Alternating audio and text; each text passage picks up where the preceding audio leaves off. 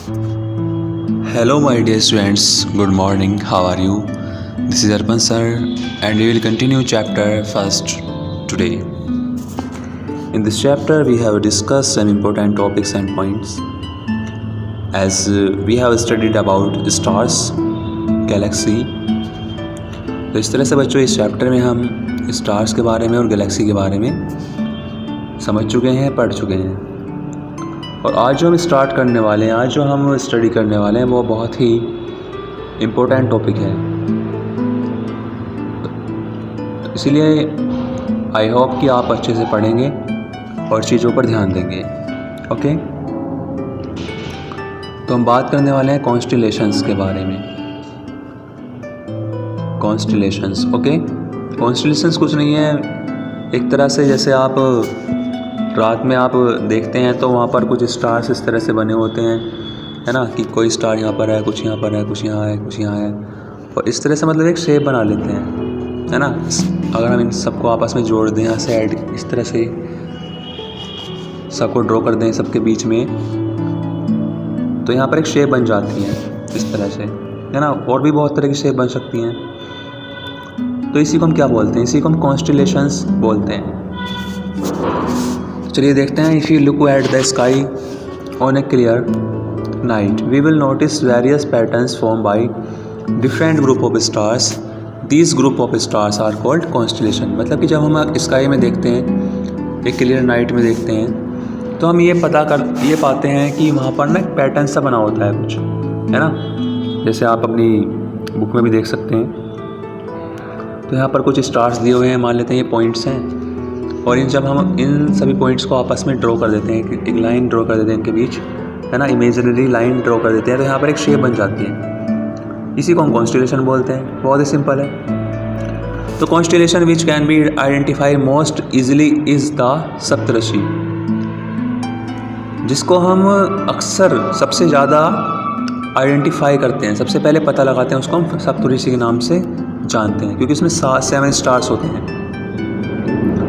It is A group of 7 stars forming the shape of a big ladle. मतलब ये कि ये spoon के टाइप हमें दिखाई देती है इस तरह से, है ना। मान लेते हैं 1 2 3 4 5 6 7, इस तरह से यहाँ पर 7 स्टार्स होते हैं इसमें। ओके, तो it is a part of the large ursa major constellation also known as the great bear और the big dipper. The 2 stars at the end of this constellation are called pointers। यानी कि 2 ऐसे star होते हैं जो इसके and पर होते हैं, उनको पॉइंटर्स बोलते हैं। They always point towards the north, और वे हमेशा नॉर्थ की तरफ पॉइंट करते हैं, इशारा करते हैं, है ना। The pole star also called the north star is the brightest star in the sky। सबसे जो चमकीला तारा होता है वो इस आसमान में, स्काई में, वो नॉर्थ स्टार होता है। It always points towards the north direction. It always remains in the same position in the sky. Sailors and travellers in ancient times used north star and constellation to find direction at night. मान लेते हैं रात के time में आप कहीं travelling कर रहे हैं, तो पहले के समय में क्या होता था, इन्हीं से हम डायरेक्शन का पता लगाया करते थे कि ये जो स्टार है वो कौन सी डायरेक्शन में है। इस तरह से पोल स्टार होता है, वो नॉर्थ में हमें दिखाई देता है, तो हम वहाँ से पता लगा लिया करते थे कि हाँ अगर ये नॉर्थ है ना, तो यहाँ पर साउथ होगा, यहाँ पर ईस्ट होगा और यहाँ पर वेस्ट होगा। तो few of the constellations are given below. उनमें से कुछ नीचे दिए हुए हैं, आप पिक्चर में देख सकते हैं, है ना। जैसे यहाँ पर दिया हुआ है बिग डीपर, ये वाला दिया हुआ है लाइट डीपर, लियो दिया हुआ है, लिब्रा दिया हुआ है।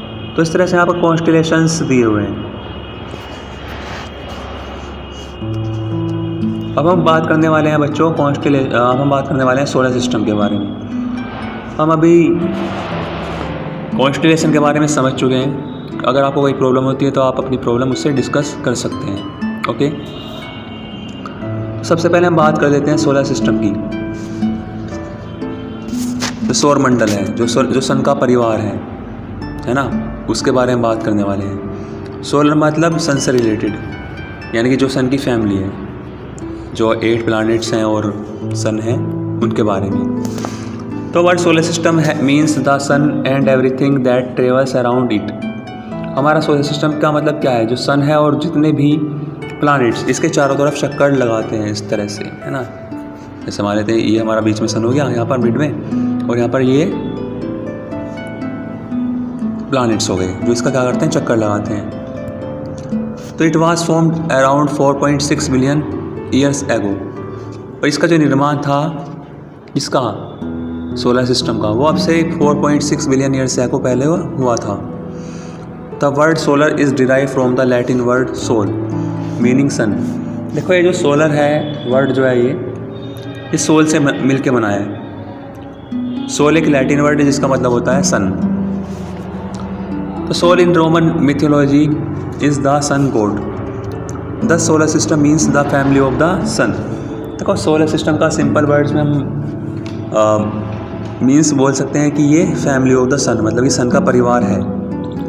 It is made up of the sun and 8 planets that orbit around it, Mercury, Venus, Earth, Mars, Jupiter, Saturn, Uranus and Neptune. Pluto is now classified as dwarf planet.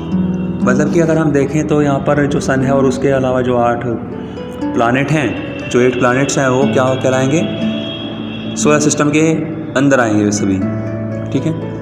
तो it also includes the natural satellites of the planets like earth, moon. In addition to planets the solar system also consist of 5 dwarf planets, moons, comets, asteroids, minor planets, dust and gas. The main asteroid belt lies between the orbits of Mars and Jupiter। अब देखो ये सन है मान लेते हैं, और यहाँ पर 8 प्लैनेट्स आ जाएंगे इस तरह से यहाँ पर, है ना।